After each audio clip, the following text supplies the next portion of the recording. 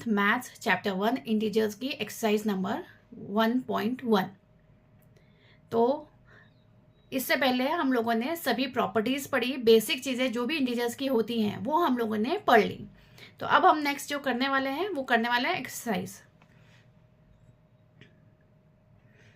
सबसे पहला क्वेश्चन है हमारा, right down a pair of integers whose sum is -7।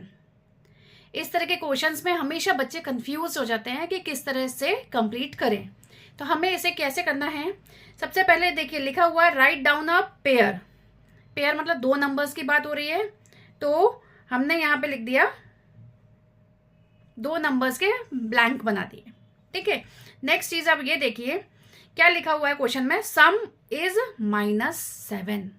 सम यानी इन दोनों नंबर्स के बीच में क्या होने वाला है, सम होने वाला है, और फाइनल आंसर क्या आना चाहिए, -7। अगर हम क्वेश्चंस को ब्रेक डाउन करके सॉल्व करेंगे तो बहुत जल्दी सॉल्व हो जाएंगे। फिर से देख लेते हैं, राइट डाउन अब पेयर लिखा है यानी दो नंबर्स हैं और उनका सम होना चाहिए कितना, टोटल आंसर कितना आना चाहिए, -7।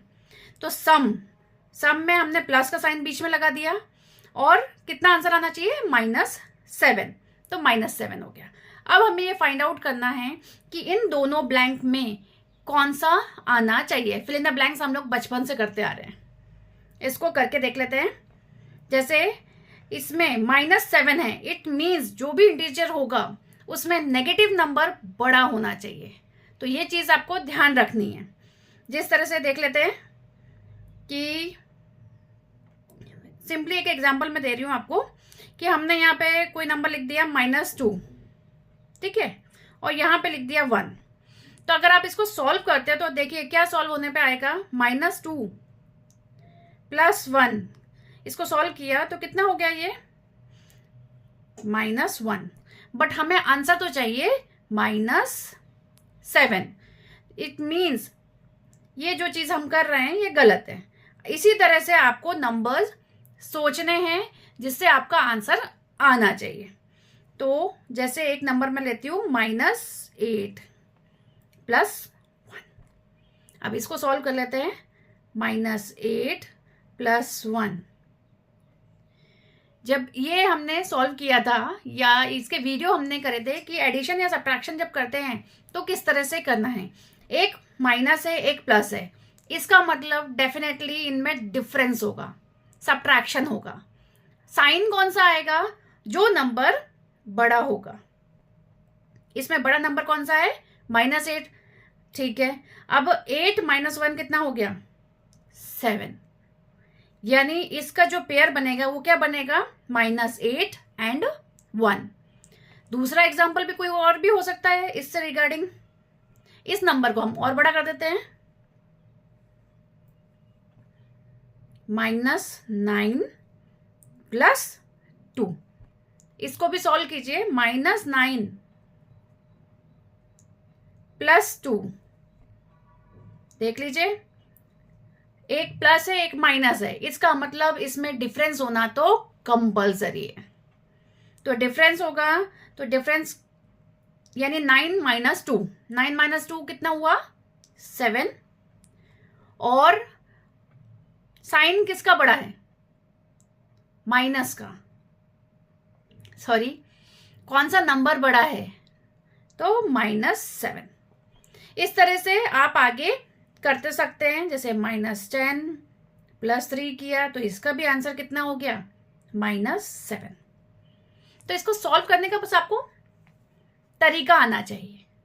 नेक्स्ट क्वेश्चन देख लेते हैं इसी का ही, जो नेक्स्ट है, डिफरेंस इज -10। ठीक है, दो इंटीजर्स हैं, ये दिया हुआ है, ठीक है।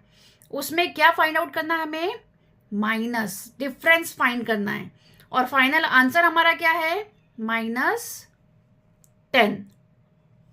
तो देख लेते हैं इसमें आप क्या कर सकते हो, सोचिए।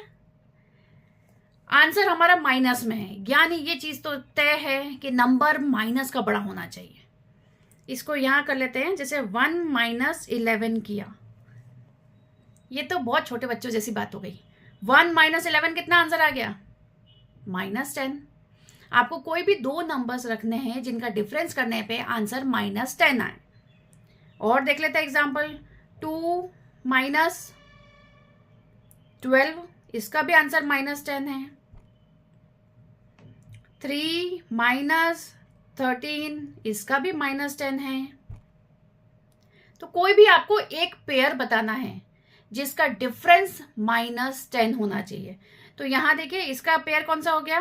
1 और 11। इसका कौन सा हो गया? 2 और 12। इसका क्या हो गया? 3 एंड 13। ये मैंने आपको 3 पेयर बता दिए, लेकिन आपको जनरली आंसर में लिखना है 1 पेयर।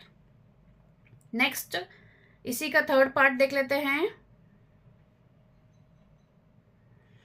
Some is 0। अरे यार, ये तो आपको पता होना चाहिए। चलिए, दो नंबर हमने लिए जिसका हमें सम करना है और आंसर आना चाहिए 0। यानी डेफिनेटली एक प्लस होगा, एक माइनस होगा। कैसे? -7 + 7 क्या वैल्यू हुई? 0।